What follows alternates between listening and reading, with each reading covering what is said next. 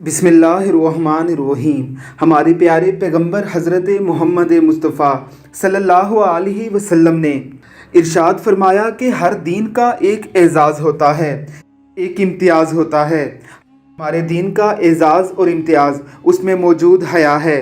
यही वजह है कि प्यारे पैगंबर अलैहिस्सलातु वस्सलाम ने फरमाया कि हया ईमान में से है, बस जब तुम हया खो दो तो जो जी चाहे करो। आज यूरोप, अमेरिका और तमाम मगरबी ममालिक में औरतों के हिजाब पहनने पर पाबंदी लगी हुई है। अगर कोई हिजाब पहनता है, रेसिज्म का शिकार वो माशरा ना सिर्फ उसे अजीबो गरीब नज़रों से देखता है, बल्कि कोई बदबख्त उठकर उस पर तशद्दुद भी करना शुरू कर देता है, जिस पर बहुत से वाक़यात गवाह हैं। ये 100 साल कबल का यूके है। ईसाइयत में भी हिजाब को मजहबी हैसियत हासिल है। अलगर्ज चारों बड़े इल्हामी मज़ाहिब में भी औरत के साथ पर्दे को लाजमी करार दिया गया है। आज के बड़े बड़े मगरबी दानिश्वर और स्कॉलर्स भी ये बात मानने पर मजबूर हो चुके हैं कि हिजाब ही औरत की इज़्ज़त और असमत का ज़ामिन है।